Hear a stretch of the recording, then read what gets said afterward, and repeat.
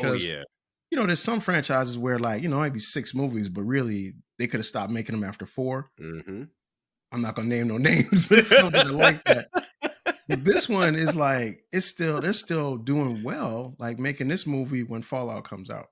Yeah, and that's what surprises me. I would liken this to a locomotive. You know how it takes a little bit of time to like bring it up to speed and such. This movie, once it got cranking after one and two, three, four, five, six, seven, yo, they knocked it out of the park for me. I really love the action. I really love the twists and turns in this. Yeah. I mean, it has some of the things that, like we previously mentioned behind the scenes, like, hey, I like this about this character, the growth and development. I like the casting of the leading lady, if you will, the co-star that he has chosen to ally himself with, and then the villains get better and better. Yeah.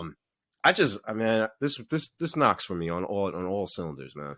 Yeah, and this is actually like an easy direct sequel Yeah. to Rogue Nation. Oh yeah. So even in terms of not only bringing back most of the heroes, but also bringing back the major villain, right? Yes. The last one, Solomon Lane shows up. Shout out to him in this, man. He's I killing them. love this version of him, man. This dude had been through it in this Yeah. movie.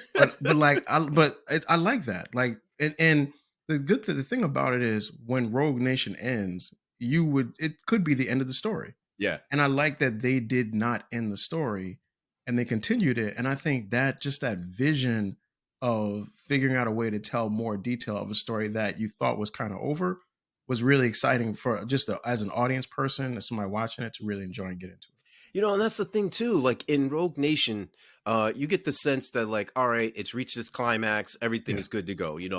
We got the bad guy. They're going to interrogate him, get him for Hmm. everything he has, and then dispense justice. Right. Ilsa managed to get her record wiped, and she's going to ride off into the BMW, into the sunset in the BMW. Right. Ethan and the rest of the team, Luther and Benji, they're straight, and they're going to go off into the next mission. But lo and behold, Lane comes back and makes another appearance, and this time he Yeah. brought some heavy metal in the form of Superman, aka Henry Yeah. Cavill, aka The Witcher. Yeah. Man, and he It, knocked it out the park too. he really did.